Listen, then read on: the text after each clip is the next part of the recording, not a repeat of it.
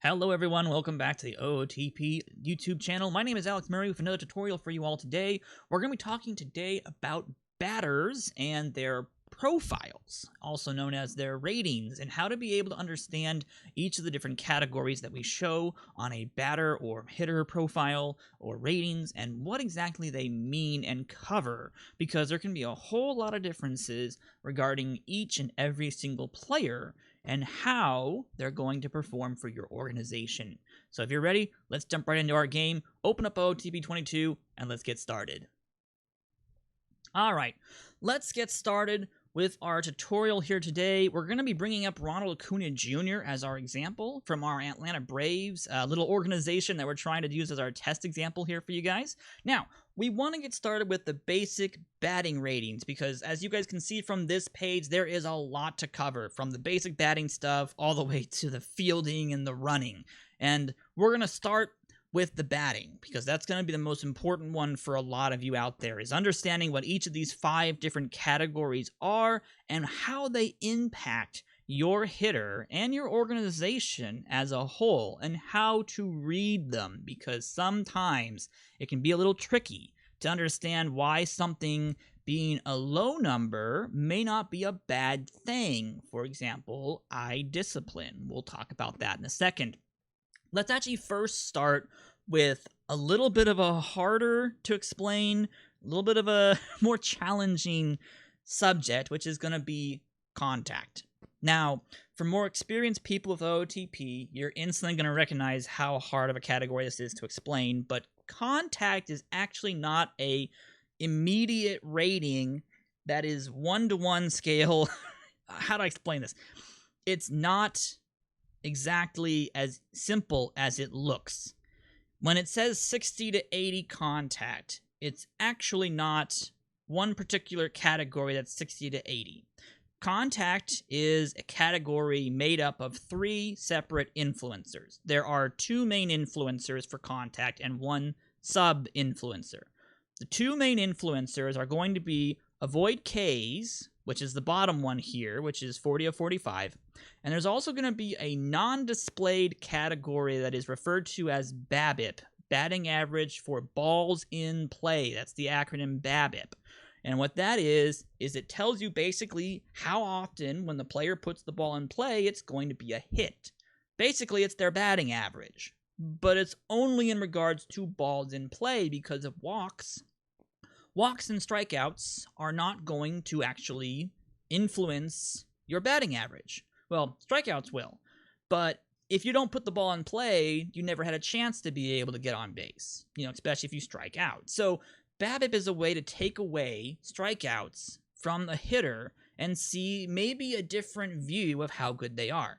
But regardless of the point, BABIP and avoid K, and then the last one that influenced your contact is a small percentage of your power is going to influence your contact. And that's because if you hit the ball with a high exit velocity, like Acuna Jr. does, you're more likely to get on base than somebody who hits the ball really, really, really weakly. For example, Raimel Tapia has little to no power, and he has to get very lucky when he puts the ball in play, because it's always a lot of soft contact.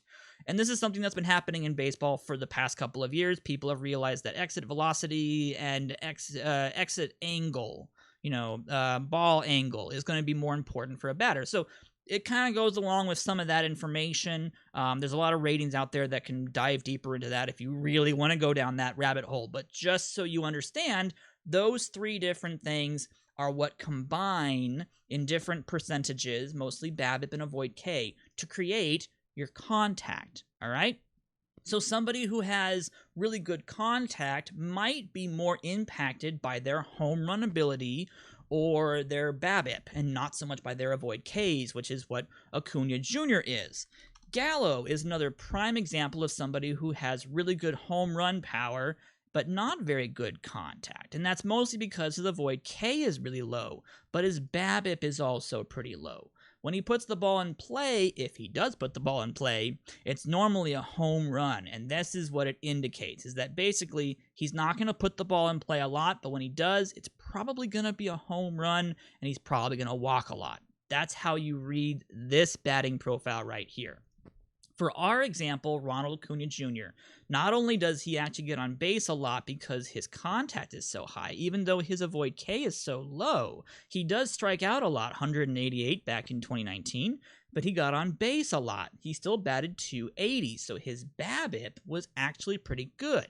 When he put the ball in play, he was able to make it into a hit because he hit the ball hard and he actually put the ball where there was no fielders. He was able to actually find the gaps.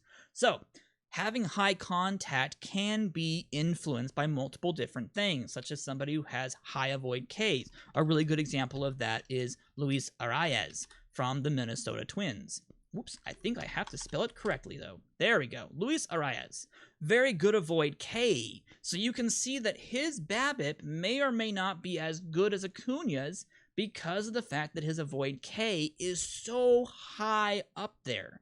It's a bigger influence than the fact that his BABIP isn't as good. He still has that 80/80 contact, even though he's not technically as good. Actually, he's right about on par with Ronald Acuna. So you can see in this situation, Acuna makes up for the lack of avoid Ks because he has so much home run power. But Arias actually is able to manage to keep up with the contact because his avoid K is so high, even though he has no power. So, good prime example there of actually two differences of batters who can still retain that 80 contact with different profiles. So, that's just a simple example of a more complicated matter, which is contact, all right? So hopefully that explains at least a little bit about contact and gets you interested to look deeper into that, because that can go down a very large rabbit hole into all kinds of different stuff. So, let's talk a little bit about the power-related stuff as well. Gap power is going to take hits from your contact and convert them into doubles and triples. Basically, it's extra base hits. How often are the hits going to turn into doubles and then triples? And triples are actually based a little bit off of speed or a ratio in the editor as well. So that can also be a little bit dependent upon your speed of your player and their ability to do base running, which in this example, Acuna has 75 base running. And we'll talk about base running on a different video because this one's going to go way too long as it is. So gap power is going to be your extra base hits ability, doubles and triples. Home run power is literally just home runs. It's how many of these hits from your contact are going to be out of the ballpark. And that's going to be a huge influence for a lot of these hitters. It's going to need to be as high as possible for a lot of people who want home runs. Now, you can also get batters like Arias who are not for home runs, and they're just for singles or doubles or triples. And at that point, you want high contact, but you don't need high home runs. You'd rather them get on base continually and, as often as possible. Eye and discipline is going to be how often the player gets walks. And this is going to be very good also if you want them to have longer at-bats and see more pitches. People who have lower eye discipline are going to be swinging at more pitches. They're not going to be getting walks. That doesn't mean that they're swinging at bad pitches, like really, really bad pitches, but it just means that they're going to be attempting to put more balls in play than people who have higher eye discipline. Higher eye discipline is going to indicate more pitches seen, more walks resulting from that. Lower eye discipline basically means they might be swinging at pitches they shouldn't be, but if they have high contact, that's not going to be a problem because it still means they're going to put the ball in play, and if they have good BABIP, good avoid Ks, they can still result in singles like Arias. In a situation like Arias, even he has some pretty decent eye discipline, but he's also going to be able to put the ball in play very, very often and get singles and occasionally a double or a triple, so it's manageable. So eye discipline does not need to be as high as possible. You can get away with a low eye discipline. Similarly, you can do the same thing with gap power. Gap power is not going to influence anything regarding your batter except for converting singles into doubles and triples. So gap power and eye discipline are not as critical as contact, home run power, and avoid Ks. So that's my little tip for all you new people out there. If your batter has good contact, home run power, and avoid K, that's the trio that makes them an amazing hitter. If they can max out all three of those, you're golden. It really doesn't matter as much about eye discipline and gap power. Now, those are just icing on the cake if they're also very high. You love to see those, but they're not as important. They're just not as important right now. And that leads us down to our last example, which is, again, avoid Ks. And we talked a little bit about this with the contact. This is basically how often they avoid striking out, and this allows them to convert strikeouts into balls put in play. This is similar to eye discipline. If they don't have as much high eye discipline, they're going to put the ball in play. But if you have really bad eye discipline, it might be weaker hits. If you have lower or higher avoid Ks, they're not going to, they're not going to strike out.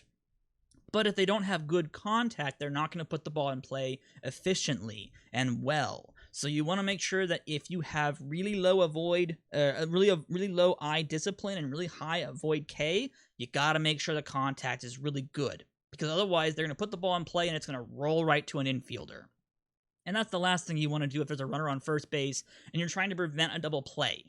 Because the last thing you want to do is put a batter up to bat who is a profile hitter of ground ball. Perfect example is this guy right here, Luis Arias. Now, he's going to avoid striking out. His eye discipline is pretty good, but more likely than not, Arias is going to put the ball on the ground because his batting ball profile is ground ball hitter. Now, he is a spray hitter, so that assists him with not having it rolled to one side of the field and very easily turn into double play. But if you've got a runner on base in front of Arias, more likely than not, he's going to ground out into a lot of double plays because he puts the ball on the ground. And if he doesn't have a lot of gap power, he's not going to be getting a lot of doubles and triples. He's going to be getting a lot of ground ball singles, which if he goes up against a really good defense, a good defensive infield, he will struggle. All right?